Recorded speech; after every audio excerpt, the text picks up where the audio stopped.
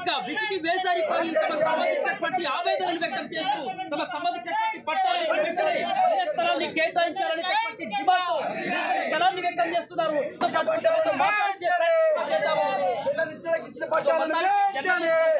ముక్త కంఠంతో నినాదాలు చేస్తా ఉన్నారు. కలెక్టరేట్ ధర్నా చేయడానికి అవసరమే వచ్చిందంటారు.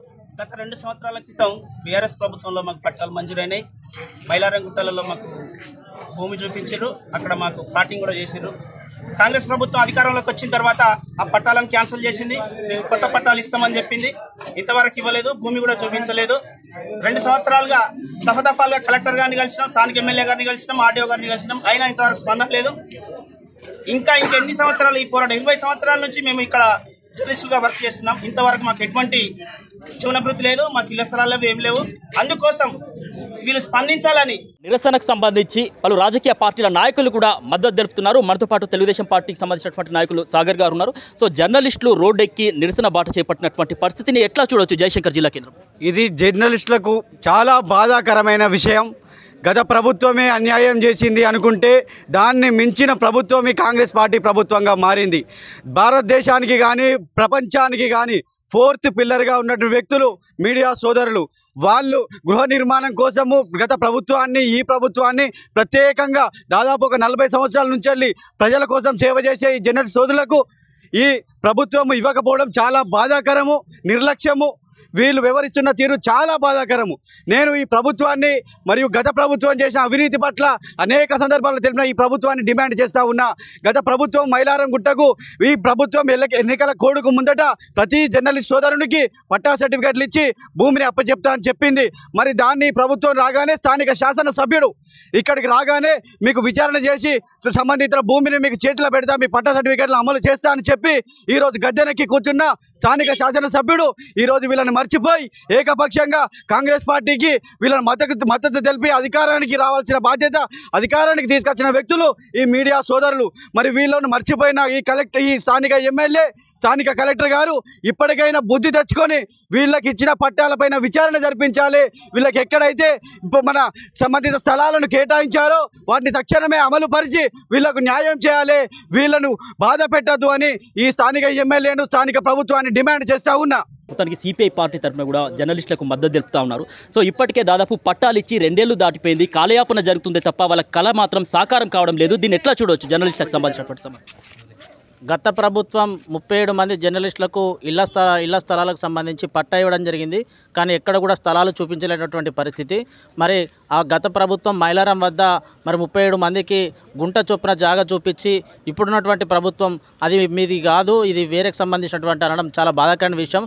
ఇప్పుడు కేవలం జర్నలిస్టు మిత్రులకు కేవలం పట్టాలే ఉన్నాయి కానీ నివాస స్థలాలు చూపించలేకపోవడం వల్ల మరి ఇక్కడ ఈరోజు ధర్నా చేయడం జరిగింది. ఈ ధర్నాకు సిపిఐ పార్టీ సంపూర్ణ మద్దతు తెలియజేస్తూ మరి ఇక్కడ ఉన్నటువంటి జిల్లా అధికారులను అదేవిధంగా స్థానిక ఎమ్మెల్యే గారిని మేము విజ్ఞప్తి చేసేది ఏంటంటే మన జర్నలిస్టులకు ఇచ్చినటువంటి హామీలను వెంటనే నిలుపుకోవాలని చెప్పేసి మేము డిమాండ్ చేస్తున్నాం. వీళ్ళు చేసేటువంటి పోరాట కార్యక్రమాలకు కూడా సిపిఐ పార్టీ సంపూర్ణంగా మద్దతు తెలియజేస్తూ వీరి కార్యక్రమంలో కూడా సిపిఐ పార్టీ పాల్గొంటుందని సందర్భంగా తెలియజేస్తున్నాం.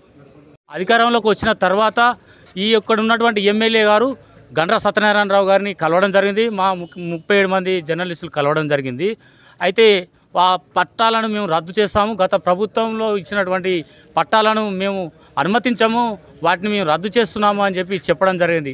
పలుమార్లు ఎమ్మెల్యే దగ్గరికి పోయినప్పటికీ కూడా ఆయన ఒకటే మాట చెప్పాడు, కలెక్టర్కి చెప్తాను మీరు వెళ్ళండి అని. కలెక్టర్ దగ్గరికి వచ్చాము, ఇప్పుడున్నటువంటి కలెక్టర్ గారి దగ్గరికి.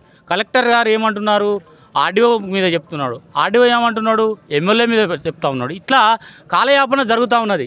ఏదైతే మాకు ఇచ్చినటువంటి ఈ 37 మందికి ఇచ్చినటువంటి ఈ పట్టాలను రెగ్యులరైజ్ చేసి మాకు స్థలం కేటాయించి మాకు ఇచ్చే విధంగా చేయాలి, కానీ అలా జరగడం లేదు. ఈ 2 సంవత్సరాల నేపథ్యంలో మాకు ఎలాంటి జర్నలిస్టులకు ఎలాంటి న్యాయం జరగలేదు. పలుమార్లు అడిగిన ఇప్పటికీ కూడా చెప్తున్నాము, ఇక్కడ ఉన్నటువంటి జిల్లా అధికారులకు చెప్తా ఉన్నాము, మేము మీ వార్తలు రాసి చూసింది కానీ మా కోపాన్ని మీరు చూడలేరు. మేము కనుక స్తంభింపజేస్తే మీ యొక్క అవినీతి మొత్తం బయట పెడితే కనుక మీరు ఎవరు ఇక్కడ పనిచేయడానికి ఉండదు. మేము ఇప్పటి వరకు శాంతియుతంగానే పోరాటం చేస్తూ ఉన్నాము. అన్ని జర్నలిస్టుల సంఘాల మద్దతుతో పాటు వివిధ రాజకీయ నాయకుల మద్దతుతో పాటు మేము చేస్తూ ఉన్నాము.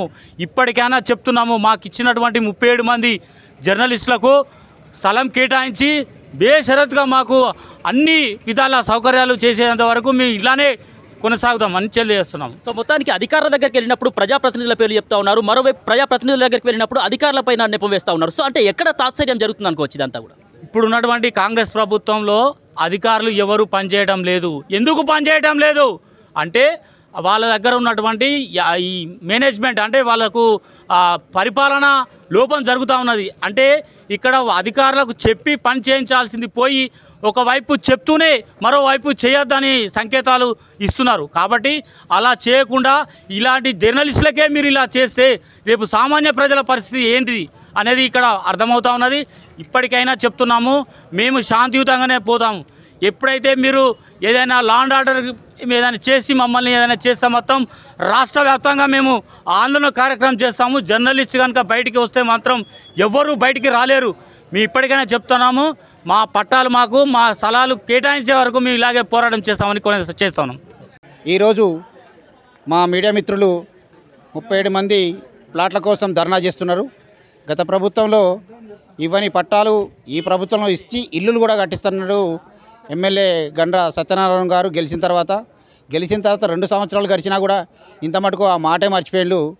కావున ఇళ్ల పట్టాలు ఇవ్వాలి, లేకపోతే స్థానిక ఎన్నికలు జరిగే సమయం ముందున్నది. సర్పంచ్, ఎంపీటీసీ, జెడ్పీటీసీ మరియు మున్సిపాలిటీ ఎలక్షన్లు. అందులో మీ పార్టీకి డిపాజిట్ రాకుండా చేయడానికి మా వంతు మేము కూడా కృషి చేస్తాం. మీరు ఈ పట్టాల విషయమై జాగాల విషయమై తొందరగా ఏ నిర్ణయం తీసుకొని కలెక్టర్తో చర్చించి పట్టాలు ఇప్పించాల్సిందిగా మా డిమాండ్. పెళ్లి జర్నలిస్ట్ సోదరులు వాళ్ళ న్యాయమైన డిమాండ్ కోసం దీక్షలు చేస్తున్నారు. గత ప్రభుత్వము ఏదైతే జర్నలిస్ట్ సోదరులకు ఇచ్చిన పట్టాలను మాకు ఇవ్వాలనే ఒక న్యాయమైన డిమాండ్ కోసం 3 రోజులుగా చేస్తున్న ఈ యొక్క దీక్షలకు భూపాలపల్లి జిల్లా బీసీ జేఎన్టీ యాక్షన్ కమిటీ తరఫున సంపూర్ణమైన మద్దతు ప్రకటిస్తూ మీ న్యాయమైన డిమాండ్ సాధించేంత వరకు మీ వెన్నంటూ ఉంటామని సందర్భంగా తెలియజేస్తున్నాం. ముఖ్యంగా ఇక్కడ కలెక్టర్ గారికి, ఎమ్మెల్యే గారికి విజ్ఞప్తి, సమాజంలో ఎంతో అసమానతను వెలికితీస్తూ ఎన్నో రకమైన దుర్మార్గాలను వెలికితీస్తూ సమాజానికి మరి ఉపయోగపడుతున్న జర్నలిస్టు సోదరులకు మనం న్యాయం చేయాల్సిన అవసరం ఉంది. కాబట్టి ఎమ్మెల్యే గారికి, కలెక్టర్ గారికి మేము విజ్ఞప్తి చేస్తున్నాం. తప్పకుండా ఈ న్యాయమైన డిమాండ్ను తప్పకుండా పరిష్కరించాలని మేము కోరుతున్నాం.